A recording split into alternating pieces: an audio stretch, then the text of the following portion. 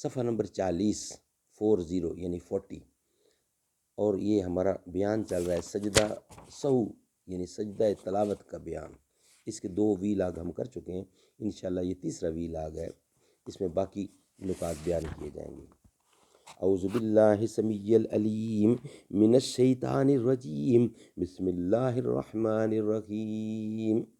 فالصالحات قانتات حافظات للغیب بما حفظ اللہ، سو جو عورتیں نیک ہیں، اطاعت کرتی ہیں مرد کی غیر موجودگی میں، بحفاظت الہی نگہداشت کرتی ہیں۔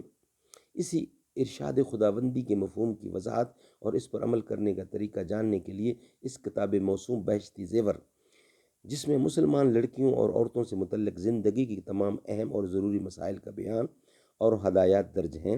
رائٹر ہیں اس کے حکیم الامت حضرت مولانا محمد اشرف علی صاحب تھانوی رحمۃ اللہ۔ اس کے 2 نکات ہم یعنی 2 وی لاگ بیان کر چکے ہیں، یہ تیسرا وی لاگ ہے۔ ایک جگہ بیٹھے بیٹھے سجدہ کی کوئی آیت پڑھی، پھر جب قرآن مجید کی تلاوت کر چکی تو اسی جگہ بیٹھے بیٹھے کسی اور کام میں لگ گئی، جیسے کھانا کھانے لگی، یا سینے پرونے میں لگ گئی، یا بچے کو دودھ پلانے لگ گئی۔ اس کے بعد پھر وہی آیت اسی جگہ پڑھی، تب بھی 2 سجدے واجب ہوئے، اور جب کوئی اور کام کرنے لگی تو ایسا سمجھیں گے کہ جگہ بدل دی گئی۔ ایک کوٹھڑی یا دالان کے ایک کونے میں سجدہ کی کوئی آیت پڑھی اور پھر دوسرے کونے میں جا کر وہی آیت پڑھی،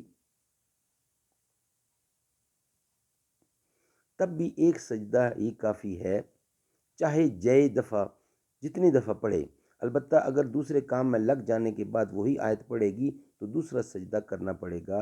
پھر تیسرے کام میں لگنے کے بعد اگر پڑھے گی تو تیسرا سجدہ واجب ہو جائے گا۔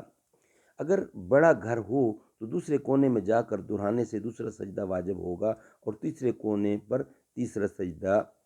مسجد کا بھی یہی حکم ہے جو ایک کوٹھڑی کا حکم ہے۔ اگر سجدہ کی ایک آیت کئی دفعہ پڑھے تو ایک ہی سجدہ واجب ہے، چاہے ایک ہی جگہ بیٹھے بیٹھے دہرایا کرے یا مسجد میں ادھر ادھر ٹہل ٹہل کر پڑھے۔ اگر نماز میں سجدہ کی ایک ہی آیت کو کئی دفعہ پڑھے تب بھی ایک ہی سجدہ واجب ہے، چاہے سب دفعہ پڑھ کے اخیر میں سجدہ کرے یا ایک دفعہ پڑھ کے سجدہ کر لیا، پھر اسی رکعت یا دوسری رکعت میں وہی آیت پڑھے۔ سجدہ کی کوئی آیت پڑھی اور سجدہ نہیں کیا، پھر اسی جگہ نیت باندھ لی اور وہی آیت پھر نماز میں پڑھی اور نماز میں سجدہ تلاوت کیا تو یہی سجدہ کافی ہے۔ دونوں سجدے اسی سے ادا ہو جائیں گے، البتہ اگر جگہ بدل دی گئی تو دوسرا سجدہ بھی واجب ہے۔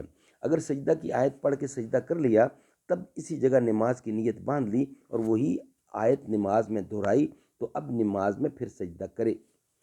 پڑھنے والی کی جگہ نہیں بدلی، ایک ہی جگہ بیٹھے بیٹھے ایک آیت کو بار بار پڑھتی رہی، لیکن سننے والی کی جگہ بدل گئی تو پہلی دفعہ اور جگہ سنا تھا، دوسری دفعہ اور جگہ، تیسری دفعہ تیسری جگہ، تو پڑھنے والی پر ایک ہی سجدہ واجب ہے اور سننے والی پر کئی سجدے واجب ہیں۔ جتنے دفعہ سنے اتنے ہی سجدے کرے۔ اگر سننے والے کی جگہ نہیں بدلی بلکہ پڑھنے والے کی جگہ بدل گئی تو پڑھنے والی پر کئی سجدے واجب ہوں گے اور سننے والی پر ایک ہی سجدہ۔ ساری سورت پڑھنا اور سجدہ کی آیت کو چھوڑ دینا مکروہ اور منع ہے۔ فقط سجدے سے بچنے کے لیے وہ آیت نہ چھوڑے کہ اس میں سجدے سے گویا انکار ہے۔ چھوٹا گھر بھی کوٹھڑی اور دہلان ہی کے حکم میں آتا ہے۔ اگر سورت میں کوئی آیت نہ پڑھے، فقط سجدہ کی آیت پڑھے تو اس کا کچھ حرج نہیں، اور اگر نماز میں ایسا کرے تو اس میں یہ بھی شرط ہے کہ وہ اتنی بڑی ہو کہ چھوٹی 3 آیت کے برابر ہو، لیکن یہ بہتر یہ ہے کہ سجدہ کی آیت کو 2 ایک آیت کے ساتھ ملا کر پڑھے۔ اللہ تعالی ہمیں اس پہ عمل کرنے کی توفیق عطا فرمائے۔